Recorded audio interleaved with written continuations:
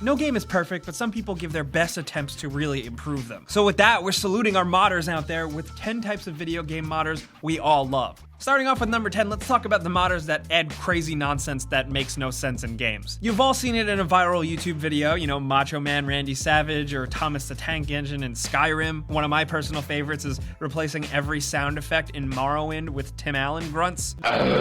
There's even stuff as ridiculous as playing as Doritos in Counter-Strike. These modders are praised for their talent and their cleverness with putting this in, but I don't think people really recognize just how incredible some of that comedy really is. We'll do this later, but I want that interview, got me? It's easy to go back to one of the best examples, Thomas the Tank Engine. The first time I saw that, I thought that was so goddamn funny, I couldn't even contain myself. While these modders might seem like crazy, abstract, weirdo meme lords, they're really doing some incredible comedy work, maybe without even realizing it. And at number 9, let's talk about the texture and graphics enthusiasts. These guys probably work the hardest on our list because they lose sleep at night and their labor of love is really just making games look better than they already do. Some of the best examples are, Grand Theft Auto 4, which now, after so many mods in the mod scene, can look like a completely different game. And GTA 5 is right behind it. It's right around the corner from looking absolutely photorealistic thanks to some really good community mod work. But then you have other visual mods like even Minecraft. People have made Minecraft look like a completely different game. They've made it more realistic, they've completely replaced the textures with other textures, or they've added more details and more atmospheric effects. This is nothing to scoff at. The work that people do with these games is pretty damn incredible. And it's funny how influential it can even be. Skyrim Remastered came out, a prettier version of the game, but meanwhile in the modding scene, modders just still got Skyrim looking better than Bethesda even did. That's incredibly impressive, and I think we need to commend them for that. And at number 8, we have everybody's favorite modder, the Nudist. From the very early days of Tomb Raider trying to get Lara Croft's shirt off to basically every game now, honestly, whether you're giving The Witcher 3 more boobs than it already has, or giving Skyrim the boobs it really needs. I love the idea that some of these modders out there maybe didn't really have a lot of experience with modding or coding or any computer experience, but they were just so damn horny that they figured out how to do it and learned a complete skill and trade and learned how to mod to basically make the game how they want it and fulfill their needs. I definitely want to give extra credit to the people who make the Mass Effect sex scenes better than they are, because that takes some work and that's really impressive. And at number 7, speaking of impressive, let's talk about the people perfectionists. These are the people that like those perfect face mods. You've probably seen these before, and you may not really get what they're for, because I think they're for a very specific type of person. They go from very different things, like you could fix every ugly face in Elder Scrolls Oblivion, which sorely needed it, or just have even more perfect people in The Sims or an MMO. Some people just want the most perfect, flawless, symmetrical face in a game, and I guess that goes right up there with the Nudist stuff. Like, look, if you just want to make a game to really fulfill to your needs and your wants and your desires, then good for you, man. That's awesome.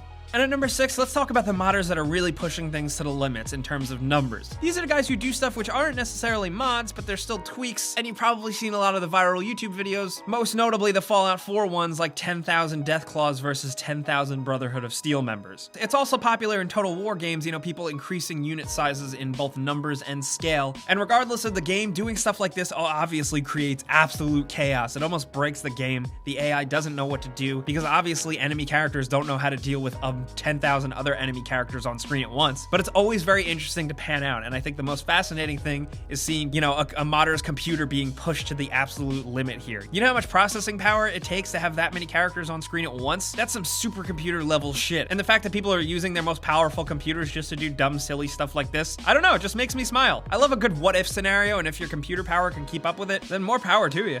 And at number 5, with modders, where would we be without the cheater? Sure, most PC players can cheat. If you're smart enough, you know how to open up the console, maybe you know some commands, you can get what you need. But the cheating modders are the ones who go to the extra lengths to create things that previously didn't exist that give you an upper hand in a game. Of course, in a lot of multiplayer games, it can be pretty despicable, but in single player games, sometimes it's awesome. Flying cars, infinite health, having every weapon in the game. It's interesting to see how this stuff pans out because a lot of times it can almost break a game. Some games are designed so well around a core gameplay loop that if you mess with it a little bit, all the pieces just completely fall apart. But the cheating modders do a really good job of figuring out exactly how those gameplay structures tick and give the player an edge if that's your thing. So we raise our glass to them.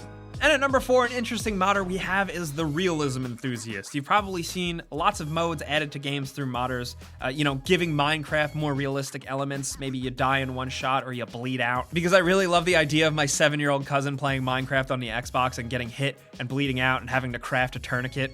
Because he'd probably have a ton of fun doing that. But some people just really like realism elements in their games, and since developers don't always give them, they make them themselves, and I think that's pretty admirable. Another good example is when modders gave Arma everyday elements to manage, like going to the bathroom. Even some stuff in DayZ can get pretty realistic, and I think that's where some of the fascination came from. But it's always funny because you think you do all this mundane shit in real life, like you're hungry, you eat, you have to clean yourself, you have to go to the bathroom. It's funny where there's a game where you don't need to do that, but suddenly you want to do that in a game. It's definitely not for every gamer, but I appreciate ones that do want more difficulty in their games. However, I'm the type of person that can barely take care of myself in real life, let alone a video game. And at number 3, we have the crossover artist. These guys are probably the most popular. You see these viral videos go on Facebook, and the big gaming sites always republish them very quickly. So thank you to them. Thank you guys, the people who keep putting Iron Man and the Incredible Hulk in Grand Theft Auto games. You're doing God's work. God's illegal copyright infringing work, but work nonetheless. Some of this stuff is great, but I think in some ways they make it really cathartic because nothing is better than Left 4 Dead with Teletubbies instead of zombies. If you haven't played that way, you haven't lived. And at number 2, we have to talk about the modders that basically turn into incredible game makers and have given us so much from just tweaking an already existing game. Counter-Strike came from a Half-Life mod. Dota came from a mod. We wouldn't have those huge, groundbreaking, historic games if not for some guy messing around on his computer. We wouldn't have games like the Arma mod DayZ, which basically took the survival genre by storm and made it way more hardcore. And we also get stuff that's just a self-contained game like the Just Cause 2 multiplayer mod, which was so awesome, and stuff like the Long War added into XCOM, which the developers eventually acknowledged and embraced. We would have so much less in terms of gaming opportunities if it weren't for these people. And I think it's important to remember that, next time you play Counter-Strike or Dota especially, remember its humble beginnings.